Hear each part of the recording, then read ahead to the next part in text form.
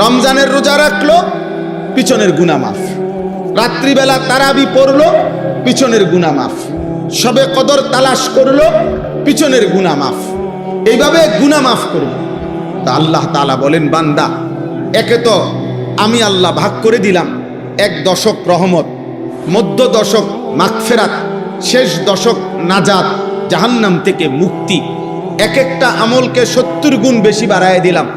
এরপরে আমি আল্লাহ তাআলা প্রত্যেকটা অতিরিক্ত আমলের বিনিময়ে পিছনের গুনাহ মাফ করে দিলাম।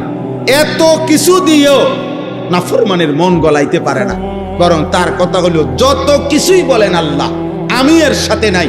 আমার এক কথা, আমি সারা বছর আমি মোবাইলে আসক্ত, আমি নারীতে আসক্ত, আমি ছবিতে আসক্ত, আমি বাজার মার্কেট শপিংয়ে আসক্ত। আমার জীবন আমার মতো, আপনার কথা মতো না, আপনার কথা মতো। আহা, আফসোসের বিষয়।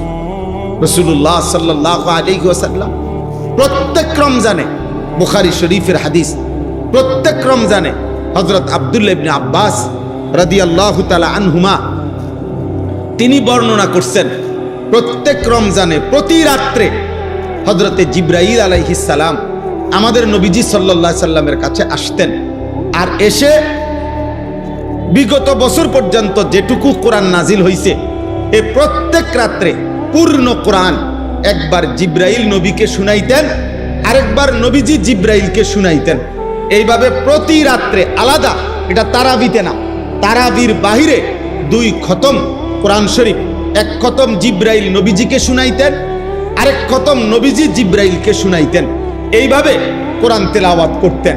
তারাবির নামাজে আবার পৃথক আল্লাহর কোরআন পূর্ণ লম্বা তেলাওয়াত করতেন। মাগরিবের নামাজের পরে আউয়াবিন 6 রাকাত ওইখানে তেলাওয়াত করতেন। তাহাজ্জুদের নামাজে 8 রাকাত সেখানে তেলাওয়াত করতেন। 5 ওয়াক্ত নামাজে কোরআনুল কারীম লম্বা তেলাওয়াত করতেন। পুরাটা রমজান এভাবে আল্লাহর নবী, সাহাবায়ে কেরাম আল্লাহর কোরআন তেলাওয়াত করতেন। আর আমরা 27টা রাত্র মিলাইয়া মাত্র 1 পারা করে কোরআন শরীফ ইমাম সাহেবের পিছনে দাঁড়াইয়া পড়বে না, উনি শুধু দাঁড়াইয়া হাফেজ সাহেব খতমে কোরআন পড়বে, উনি শুধু পিছনে দাঁড়াইয়া তারাবির নামাজে শুনবে, শুধু 1 পারা ডেলি।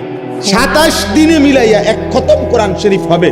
দুর্ভাগা বদনসিবের কপালে এটাও জোটে।